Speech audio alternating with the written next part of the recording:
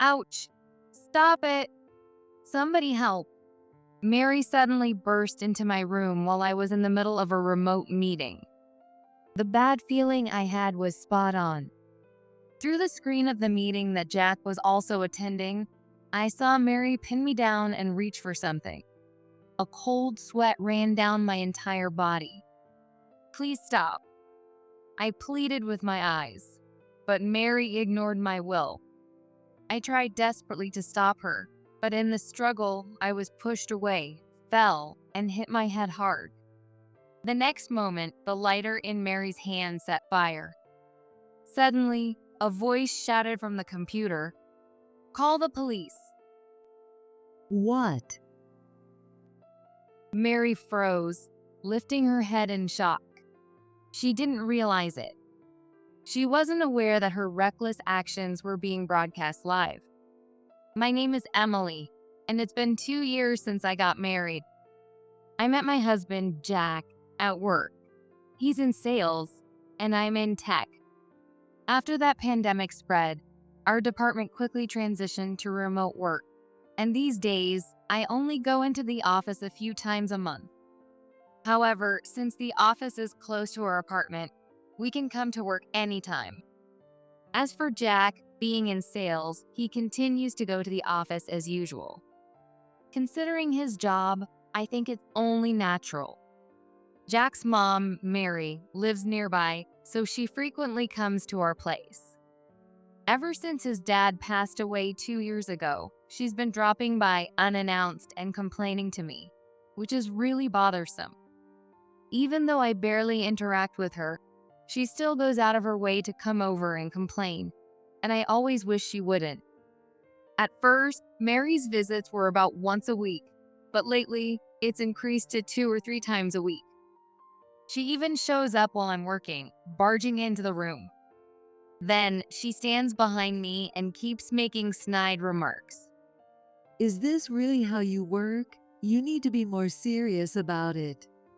I try to block out Mary's voice by playing loud music while continuing my work, but it ends up distracting me, slowing down my work pace.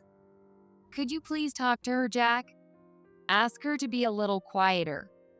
One night, after Jack came home, I tried to appeal to him, but he just gave a light laugh and responded, Don't worry about it so much. Mom doesn't mean any harm. She's just concerned. Hearing his words, I felt a heaviness in my chest. If Mary is really concerned, why does she speak in such a way that undermines my work? And why doesn't Jack understand how I feel? But it's hard to hear the same thing every time. I'm doing my best. Even when I said that, Jack didn't seem to take me seriously. Mom's been tough on me since I was little. It's just the same now.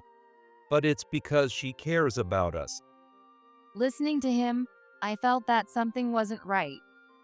The fact that Mary was strict with him growing up doesn't justify her snide remarks and criticism toward me. Even if I said that, I'm sure Jack wouldn't understand. Every time Mary visits, she transforms into the doting mother who pampers her beloved son. The same person who throws harsh words at me, with a face like a monster, becomes a completely different person in front of Jack. Jack, you must have had a tough day at work today, right? She speaks in an unbelievably sweet voice, smiling warmly as if she doesn't even notice my presence. The sound of her voice sends chills down my spine. I can do my best because Mom is with me. Jack responds as if it's the most natural thing, like a child seeking comfort from his mother. What is this scene? This can't be real. And each time, I find myself internally cringing. I struggle to understand why her attitude changes so drastically. Watching the two of them in their own world, I feel completely left out. No, rather, I realize I don't even want to belong in that world. Even after Mary leaves, her overly sweet voice lingers in my mind, filling me with a sense of discomfort. Why am I the only one who has to deal with this? I can't help but sigh. The fact that Jack remains oblivious only deepens my frustration. As Mary's behavior escalates day by day, I feel an increasing urgency to do something about this situation. However, Jack still seems unaware of Mary's actions, and it feels as though he dismisses my distress. As a result, every time Mary visits, the weight in my heart grows heavier. Hearing the sound of her footsteps entering the room alone makes me feel a tightening in my chest. Why am I the only one who has to suffer like this? I might just break down soon. I finally started to feel a sense of fear. One evening, when Mary visited us as usual, I felt I had reached my limit. The moment she started complaining about my work again, I stood up and faced her directly. "Mary, I'm sorry, but could you please refrain from visiting during my work hours from now on? If I can't focus on my work, it might cause problems for my company." I said it as calmly as I could, but I was boiling with my anger. Mary looked a bit surprised at first, but then she quickly smiled, raising the corners of her mouth. You're right. Work is important. I understand. I'll be more careful from now on. "Thank you." I was taken aback by her unexpected response, but I couldn't shake the feeling that she didn't really understand. There was something about her smile that felt like she was hiding something. Even after that, Mary's visits continued, and the snide remarks didn't stop. The more this went on, the stronger my determination became to do something about the situation. But despite my efforts, I was growing more exhausted by the day, unable to find a solution. Eventually, I started thinking that it would be difficult to resolve this problem on my own. Unless Jack stood by my side, I doubted the situation with Mary would ever improve. However, I had no idea when he might come to his senses. Mary's harassment escalated day by day. What started as simple complaints gradually turned into her entering my workspace, our bedroom, without permission, touching furniture and books without any regard. Honestly, it's extremely stressful. But I tell myself that I have no choice but to endure it. One day, Mary came into my room again. As usual, she looked around, making snide comments, but suddenly her eyes locked onto a locked cabinet. Hey, what's in there? "Nothing. It's just where I keep my work materials." If it's just work materials, then why is it locked? Tell me. Mary raised her voice, trying to force open the cabinet. I hurriedly tried to stop her. "Mary, there are important things in there. Please don't touch it." If it's really important, then you should show me. Are you hiding something? You wouldn't lock it unless you had something to hide, right? Ignoring my words, she continued trying to open the cabinet. "Come on, you're being persistent. It has nothing to do with you, Mary." I pleaded desperately. Mary stared at the cabinet for a moment before finally backing off, but she continued to show an obsessive interest in it. However, it didn't stop there. Mary's harassment escalated to throwing things and, at times, even acting as if she was going to hit me. "What are you doing, Mary? Stop it!" I told her repeatedly, but her erratic behavior continued. She suddenly grabbed my shoulder and shook me hard. Why won't you listen to me more? "What are you talking about? I'm not a child, and I haven't done anything wrong."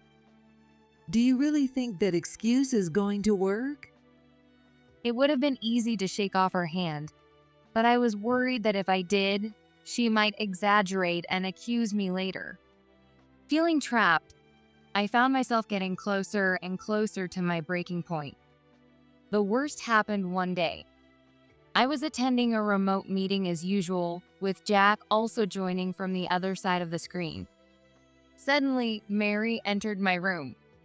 Feeling a sense of dread, I glanced at her, but she headed straight for the cabinet. "This can't be happening. Mary, stop." I desperately pleaded with my eyes, but there was no way she would understand. Something was off with her that day. There was a madness in her eyes. Something is wrong. Jack, help me. I shouted towards Jack.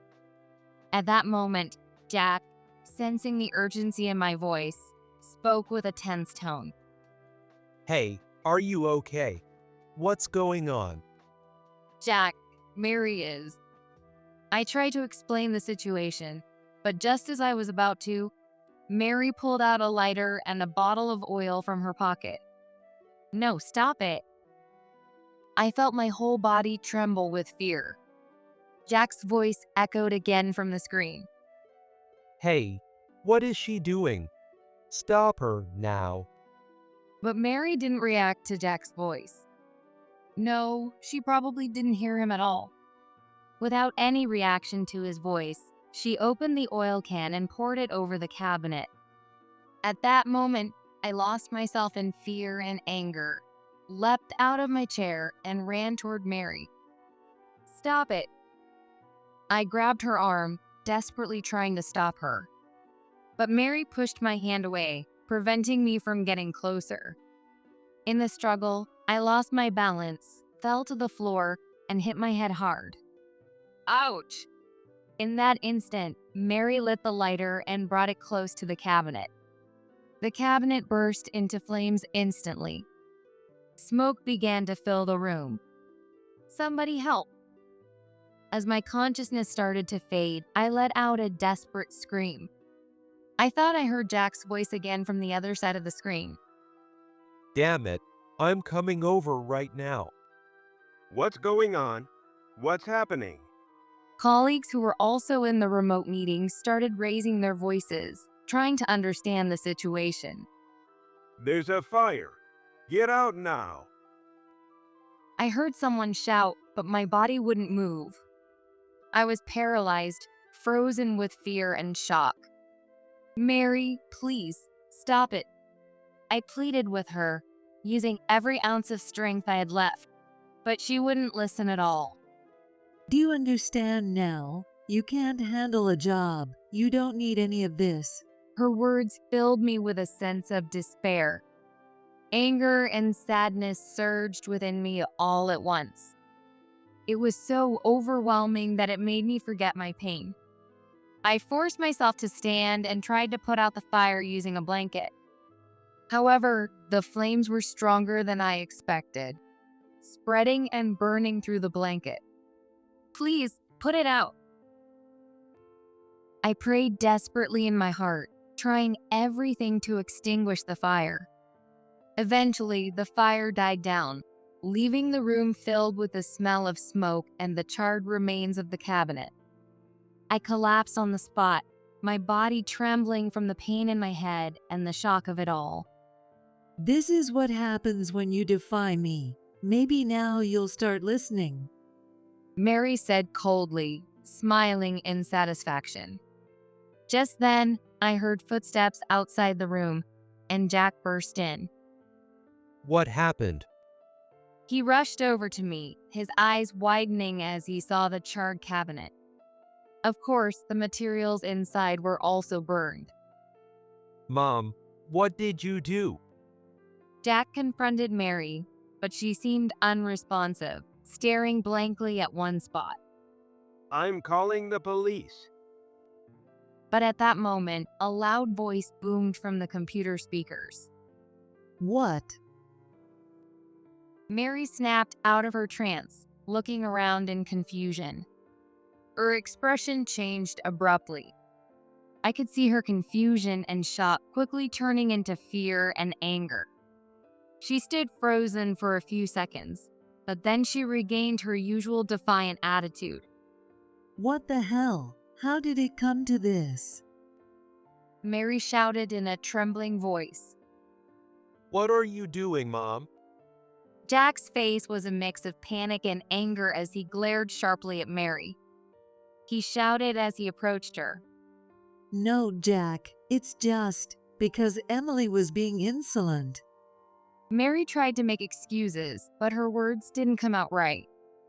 She glanced at me briefly before turning back to Jack. Insolent? What did Emily do? Do you understand how dangerous and unacceptable what you're doing is? But you don't know what she said to me, Jack. I'm just doing this for you. Enough. Just be quiet, Mom. Jack shouted, and Mary fell silent, standing there frozen. She looked like a frightened child, unable to respond. Jack, I was just. Mom, I don't want to hear any more excuses. What you did is unforgivable, no matter the reason. Mary was left speechless by Jack's words, her face turning pale as she stood there. She seemed to realize that the situation had completely changed and looked increasingly confused. Jack, why are you talking to me like this? You've never raised your voice at me before. It's because of her, isn't it? I was just trying to. I said, enough with your excuses. Jack gave Mary a cold, piercing look. What you did is a crime, Mom. You need to understand that. Mary's expression crumbled at those words.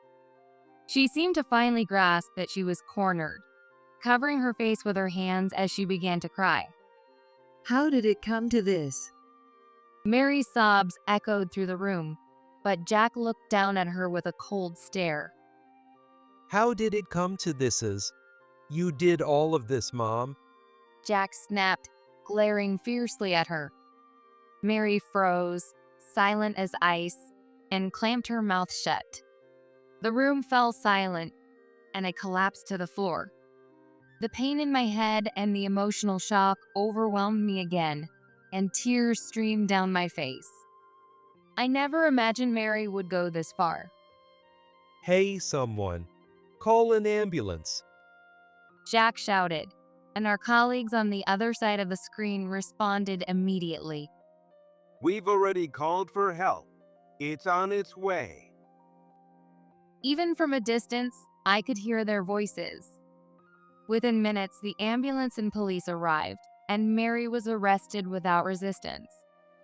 Even at that moment, she looked as if she didn't understand what was happening. Why me?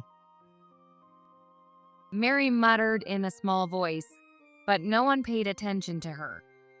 I later learned that my colleagues had noticed something was wrong and called the police immediately. Thanks to them, my life was saved. I'm really sorry. Jack sat next to me, holding back tears as he apologized. I never expected my mom to do something like this. Jack. I held his hand. I'm glad you noticed, but what do we do now? The room is burned, and Mary. We can remodel the house. And as for my mom, I'll handle it. Let's focus on getting you treated first. Jack nodded firmly. That night, I was treated at the hospital, and it was confirmed that my life was not in danger. However, a deep wound remained in my heart. I couldn't understand where Mary's hostility and hatred toward me came from or what drove her to such an extreme. From now on, I'll protect you, Emily. Jack's words were my only solace. After Mary's arrest, our lives changed completely. The police conducted an investigation at the scene, examining the charred cabinet and the room in detail before asking us to accompany them to the station. There, we were questioned separately, and I had to recount in detail the harassment Mary had subjected me to. How did you feel when Mary set the fire with the lighter? The detective's question left me momentarily speechless. I felt fear and despair. I couldn't understand why she hated me so much. Tears flowed naturally. As the questioning continued, the terror of the moment Mary started the fire kept resurfacing in my mind. Meanwhile, Jack was also being questioned. He was also in shock over his mom's behavior and explained everything to the police with a resolute attitude. I never thought my mom was capable of this. I should have noticed Emily's suffering sooner. He said with a weary expression. For a while after that, we lived in relative peace. However, that peace was short-lived.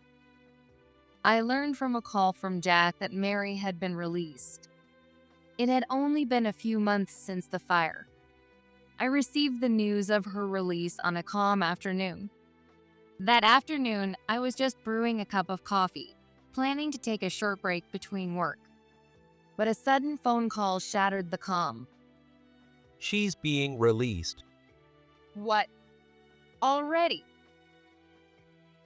As soon as I hung up the phone with Jack, my anxiety that had been lurking in my chest suddenly surged.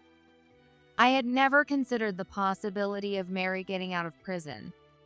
No, I didn't want to think about it exactly. I truly believed I'd never have to see Mary again. My voice was so calm that I was surprised. But the emotions behind those words were much heavier than I had anticipated. When Jack returned home later, I could see the same worry mirrored in his eyes. After everything she did, she's already being released. Jack, sitting next to me, let out a heavy sigh and stared silently at the ceiling for a while. We hadn't truly believed that the fear from that incident was entirely over, but we thought Mary would stay in prison for a while longer. We never imagined she'd come back so soon. I felt the slight relief that had started to grow and my heart crumble in an instant. She must have faced some sort of punishment. I'd like to think she's reflected on what she did. I muttered softly, watching Jack's reaction. He closed his eyes for a moment, deep in thought, then opened them and slowly shook his head at me. I don't know. Knowing my mom, she might not change so easily. His words carried a deep disappointment towards his mom and a sense of responsibility for involving me in all this. All I could do was nod quietly. The harsh reality we had to face stood before us once again. A few days later, we heard a rumor that was hard to believe. We heard from the neighbors that Mary was talking as if she were the victim. Because of Emily, I was framed. I didn't do anything wrong. When I heard those words, I felt more disbelief and disappointment than anger. Not only did she show no remorse for the incident, but she was also trying to justify herself and paint me as the villain. I can't believe it. She's still saying things like that. Mary had committed the serious crime of arson. That was an undeniable fact. Yet, she refused to admit it and was trying to spread lies to those around her. I was completely exasperated by it. Jack, sitting next to me, furrowed his brow and let out a deep sigh of frustration. I'll make sure everyone knows the truth. Everything Mom did is a fact, and we have solid evidence of the arson. We even have the footage from that online meeting. He said this firmly. He was right. On the day of the incident, the moment Mary set the fire was all captured on video during the remote meeting. Our colleagues who were in the meeting also witnessed it, and their testimonies would be enough evidence. I spoke calmly. We have no choice but to use that footage and report it to the police again. If Mary continues to spread lies, we can't just stay silent. After discussing it, we decided to tell the truth to our relatives and neighbors. We couldn't let Mary's lies and malice affect us any longer. It was time to present the facts and show the evidence clearly. A few days later, we brought the footage from the online meeting and began explaining the situation to our relatives and neighbors. In the video, you could clearly see Mary holding me down and trying to set the cabinet on fire. We also showed the testimony collected from my colleagues. At first, Mary shouted and tried to argue that it was all fabricated. But as time went on, the confidence faded from her face and anxiety began to show. That must be fake. She shouted desperately, glaring at us, but we remained calm. Jack quietly spoke to Mary. Mom, there's no point in denying the truth any longer. Everyone who saw the footage understands what happened. If you keep lying, you're only hurting yourself. Mary fell silent for a moment. Her face turned pale and she looked as if she was terrified. Then she finally collapsed into a chair. This wasn't supposed to happen. She whispered, her eyes filling with tears. Maybe she was beginning to understand the consequences of her actions now that she had been pushed this far. Still, something didn't sit right with me. I still didn't understand why she harbored so much hatred toward me. But we decided that we would no longer be swayed by Mary's lies or malice. The scars from this incident were deep, but I was now determined to stand firm and protect the truth with Jack. Weeks later, I began to slowly regain my composure. Seeing Mary finally admit her guilt brought a surge of emotions that had been suppressed for a long time. However, it wasn't anger or sadness. It was a calm resolve. As I watched her face, filled with regret, I prepared my words I needed to say in that moment. There might be something behind Mary's actions that led her to go this far, but to protect our family, we need to make the decision to sever ties for now. It's time for Jack and me to discuss what steps to take next. One night, I called Jack into the living room to discuss what we should do from here on. The quiet night felt like it was forcing us to make a heavy decision. Jack, what should we do? It's about Mom, isn't it? Jack's voice was tinged with exhaustion, but he quickly began speaking. To be honest, leaving it to the police might be the safest option for us. I nodded. The fact that Mary had tried to harm us didn't change. There was still a chance she could do something again. However, I had mixed feelings about it. Mary had indeed taken dangerous actions, but I couldn't help but feel that, somewhere along the way, she had broken down. The tears and regret she showed before us remained in my mind. If we really turn Mary over to the police, what happens next? Honestly, I'm scared of the outcome. I expressed my honest feelings. Jack remained silent for a while, deep in thought, and then quietly continued. I feel conflicted about Mom. Even after everything she did, part of me still feels attached to her. But at the same time, I know it's hard to keep having a relationship with her. Yeah, I feel the same. To prevent Mary from doing anything dangerous again, maybe it is best to leave it to the police. But is that really the happiest choice for us? I stumbled over my words. Cutting ties completely with Mary might bring us peace, but involving the police didn't seem like the best solution. Even if we don't involve the police, I'm planning to cut ties with Mom. I'm not giving her any more chances to be involved with us. That's the safest way. Cutting ties. But I'm also scared to continue dealing with Mary. That's true.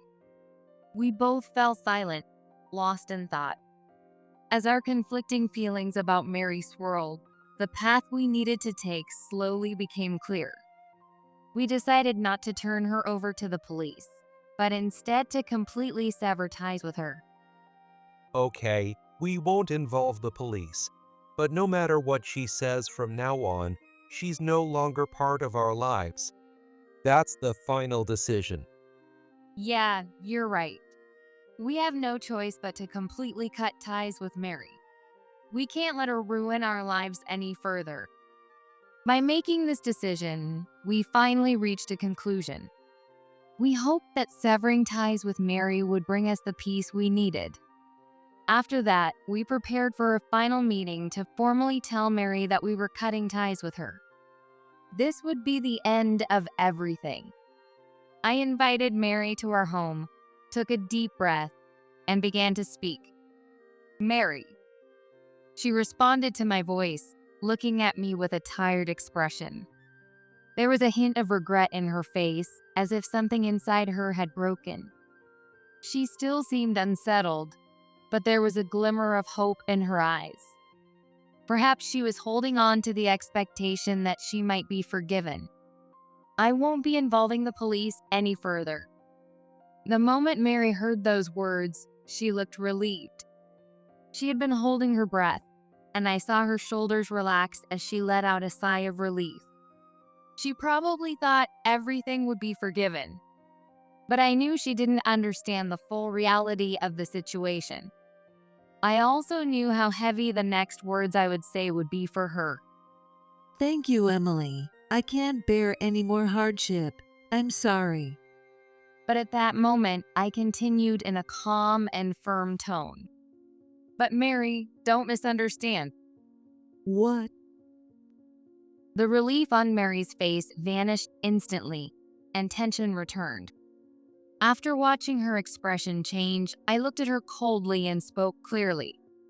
We won't involve the police any further, but we are cutting all ties with you. Cutting ties. Mary responded in a faint voice. There was a clear note of fear in her voice. She quickly became distressed and began to speak with a trembling voice. Wait, Emily. You're abandoning me? Aren't we family? Why would you do this? I had no intention of listening to Mary's desperate plea. We could no longer let her control our lives. I was convinced this was the best choice to ensure our safety and peace. Reaffirming this decision in my heart, I responded firmly. Yes, we are cutting ties. We're moving away, and we won't tell you where.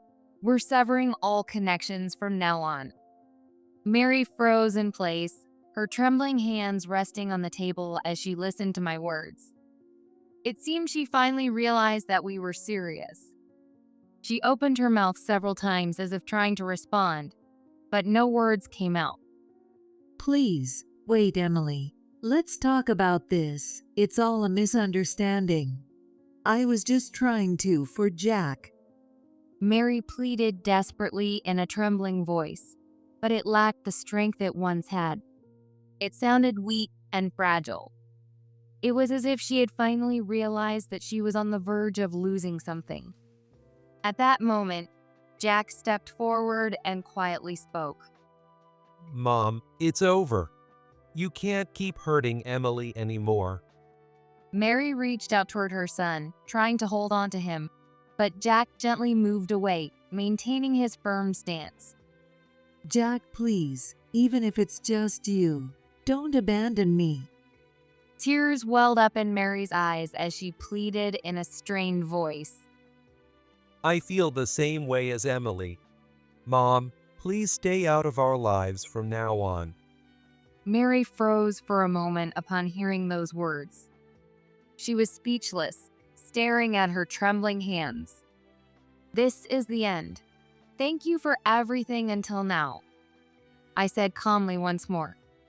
After that, Mary left our house with unsteady steps. I watched her back as she left and quietly closed the door behind her. We were ready to start a new life. We had made up our minds to sever ties with Mary and move forward step by step, regaining the peace we once had. From that point on, our connection with Mary was completely cut off, and we began a quiet life in a new place. Mary's presence vanished from our lives entirely, and the anxiety and pressure that had once weighed on us gradually faded away. The loneliness that must have grown in Mary's heart after losing her husband was likely more than I could have imagined. That loneliness drove her to interfere excessively with our lives, ultimately leading her to isolate herself. The fear of losing Jack kept her clinging, and her continued interference resulted in this tragedy. Thank you, Emily. I wouldn't have known what to do without you. You helped me through everything. It's the same for me. I don't think I could have made it this far without you, Jack. No one knows where Mary went after that. Once the truth of her accusations against me came to light, the neighbors began to view her with suspicion. Afraid of being alone and afraid of people's judgment, she sought help from her relatives, but no one was willing to assist her. After that, Mary's voice fell silent, and the neighbors reported that they no longer saw her around. As for us, a new happiness has come into our lives. We were blessed with our baby we had been longing for. The moment the doctor told me at the hospital that I was pregnant, I was so overwhelmed with joy and surprise that I couldn't speak. My heart raced, and tears flowed naturally. When I got home, Jack was waiting anxiously. How did it go? He looked into my eyes with a nervous expression. "We're going to have a baby." The moment he heard those words, Jack's expression changed completely. He widened his eyes in surprise and joy and hugged me tightly. Really? Emily, thank you so much. We shared our joy right there. This new life coming into our world is the greatest blessing for us, having overcome the difficult events of the past.